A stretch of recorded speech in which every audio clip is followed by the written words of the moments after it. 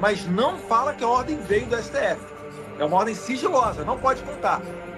Cara, eu às vezes eu me impressiono, porque para mim o Alexandre de Moraes, cada vez mais, ele se demonstra como uma pessoa totalmente ignorante, totalmente embebedada de poder.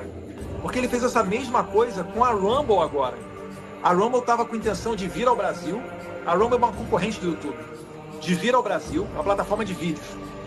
E explorar o mercado brasileiro, que é o segundo maior mercado do mundo, logo atrás do mercado das redes sociais americanas.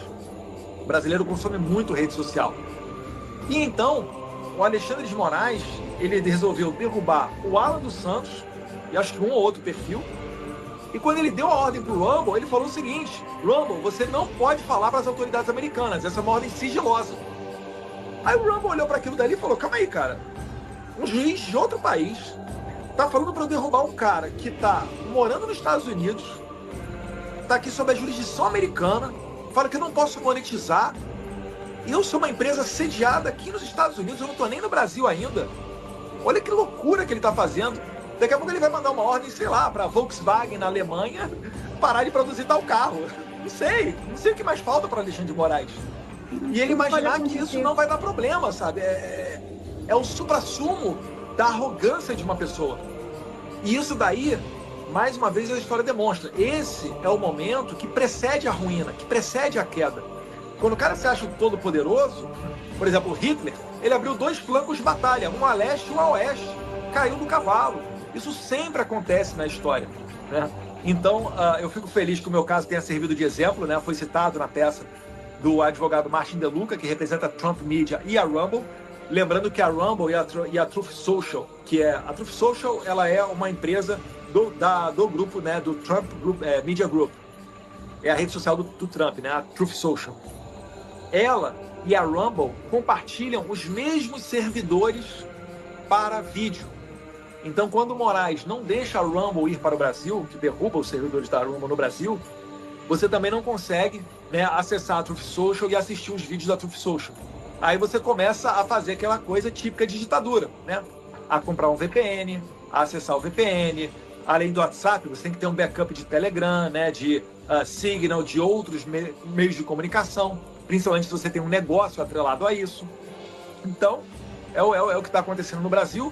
Mas eu queria, doutora, se me permite uma pergunta, né, que você explicasse para as pessoas quais são as possíveis repercussões de um processo desse nos Estados Unidos contra o Alexandre de Moraes. Porque no Brasil, os tentáculos da tirania, né, principalmente na imprensa, tentam dizer que é um ataque contra o Estado brasileiro. É um ataque contra o Estado brasileiro ou é um ataque contra o indivíduo Alexandre de Moraes? O que pode acontecer com ele? Não, eles dizem que é um ataque contra o Estado brasileiro, porque, sabe a barata, quando você taca o Baygon e a barata fica com a perninha assim? Nesse momento, a barata está com a perninha assim, eles não têm mais o que dizer. Então, eles começam a dizer, é um ataque à nossa soberania. Só que ninguém disse que o Trump ou o Departamento de Estado americano vai aplicar uma sanção no Brasil, dentro do território brasileiro. Ninguém nunca disse isso. As sanções são aplicadas aqui nos Estados Unidos. A questão é que a sanção é aplicada aqui, mas ela acaba tendo um efeito extraterritorial. Mas as sanções são aqui. Então, se você se tem uma sanção Magnitsky, que você determina que as empresas americanas não tenham contratos, não tenham nenhum tipo de relacionamento com uma pessoa específica no mundo, seja ela esteja no Brasil, se estiver na China ou na Europa, enfim, não importa. Aquelas empresas americanas, como por exemplo, Visa, Mastercard, não vão poder ter aquela pessoa no seu círculo de relacionamento, não vão poder ter como cliente. Então a decisão ela é aplicada nos Estados Unidos. A corte da Venezuela foi sancionado, né, pelos Estados Unidos, perdeu conta bancária, etc. Ele também, logo depois, foi sancionado por Canadá e União Europeia. Então, não tem esse negócio, vão ser só os Estados Unidos. Começa nos Estados Unidos, ele está indevidamente se utilizando da AGU, ou seja, ele está se enriquecendo ilicitamente, né? Se a gente olhar dessa forma, se ele está deixando de gastar o dinheiro dele com advogado, ele está se enriquecendo ilicitamente. E ato de improbidade administrativa na modalidade dano ao erário, porque o erário não deveria estar sendo gasto para defender uma pessoa física.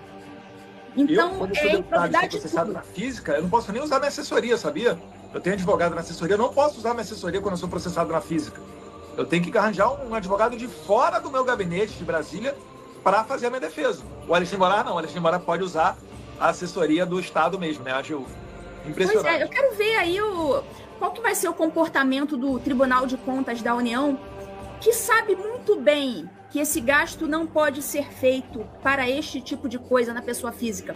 Então, assim, qualquer passada de pano do TCU vai colocá-los também como colaboradores, né, para acobertar este tipo de atos de improbidade administrativa. E em caso de queda do regime, futuramente esses, né, conselheiros do TCU que eventualmente venham a concordar com esse tipo de coisa, podem vir aí sofrer sanções em caso de queda do regime futuramente. Então, assim, é para se... Eles, nesse momento, eles devem estar pensando, poxa, ou a gente é honesto e diz que isso não pode e a gente acaba tomando uma sanção, ou a gente vai ter que dizer que pode para a gente não ser sancionado. Mas, assim, não tem justificativa, não. Quem está nesse tipo de cargo, né, grandes... Como é que é aquela frase, né? Grandes deveres vêm com grandes responsabilidades. Não vai poder argumentar isso. Ah, eu fiz isso porque eu fiquei com medo do Moraes me sancionar. Ah, é funcionário do TCU, é ministro do TCU, vai ter que fazer o seu trabalho direitinho. Não vai poder passar a mão, não.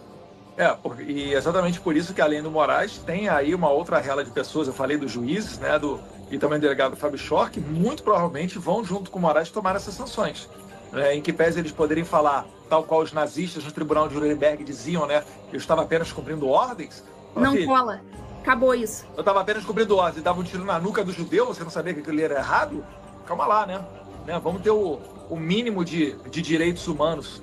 E, enfim, voltando à questão de vários avisos, eu queria lembrar aqui também que, por exemplo, o deputado Chris Smith, depois que ele fez uma audiência pública no Congresso americano, que falaram ali o Paulo Figueiredo, o Chris Pavlovski, o Michael Schellenberg e um outro representante da esquerda, o deputado Chris Smith, ele mandou um ofício para o Moraes, perguntando ao Moraes, olha, realmente é verdade isso aqui que o Paulo Figueiredo falou e tal, tal, tal?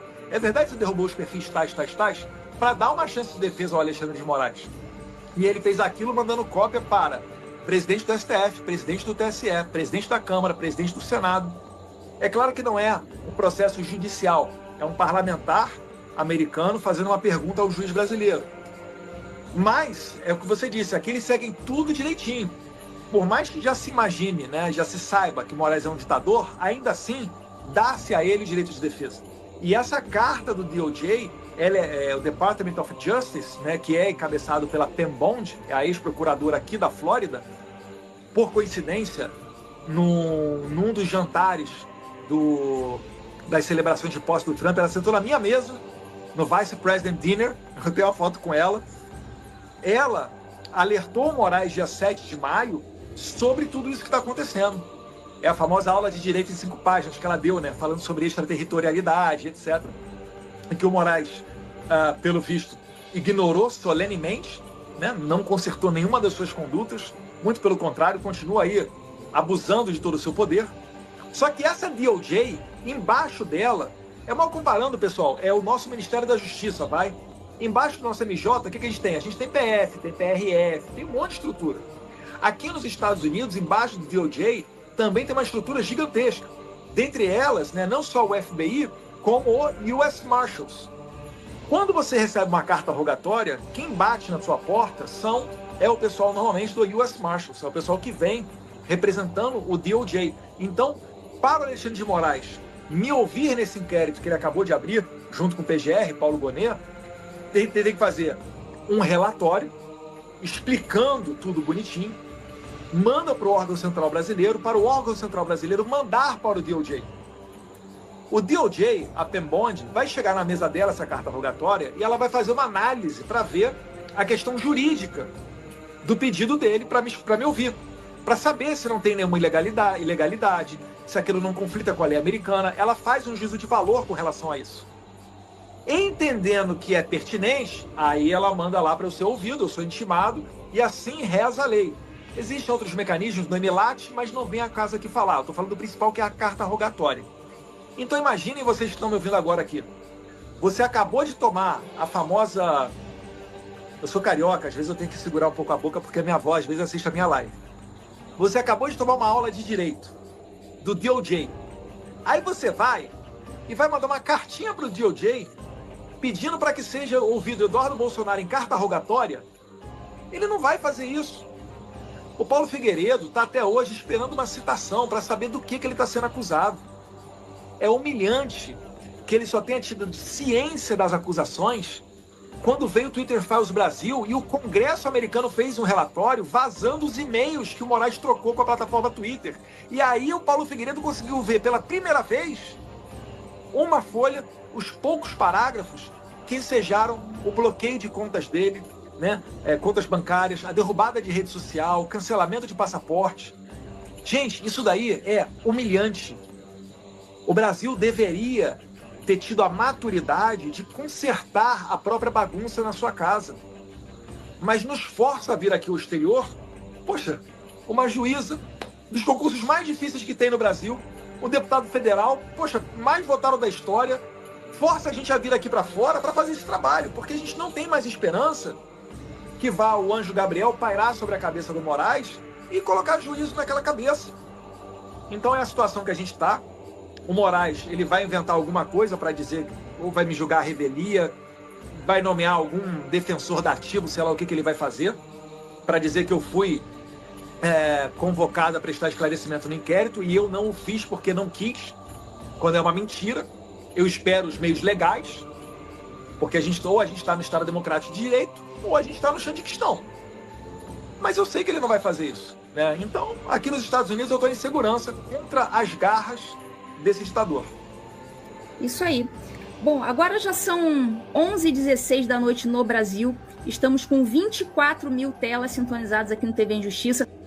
Né? Agradecer aqui a todo mundo. Muita gente falando aqui, né? Eu ajudo aqui o meu filho. Algumas mães também dizendo, né? E a resposta que eu tenho para isso é a resposta que eu fiz num vídeo react para uma jornalista, não sei se pode se chamar, né? Da Globo News, em que ela estava falando que é muito suspeito. Não é uma doação de um pai para um filho, né? É uma doação para se fazer atos antidemocráticos. E aí eu falei para ela, né? Olha, igual eu falei acho que foi pro Zaratini, deputada do PT no X. Eu falei, ó, se eu tivesse roubado os velhinhos do INSS, realmente eu não tinha que precisava da ajuda do meu pai. Se eu tivesse enrolado no Petrolão, no Mensalão, eu ia estar aqui nadando de braçada, né? Realmente não precisaria da ajuda do meu pai. Mas, né, como nós somos uma família honesta e até por conta de passar perto de baleia já investigaram o meu pai, isso é um sinal de que a gente certamente não desviou dinheiro público. Então é isso daí. Doutora, obrigado.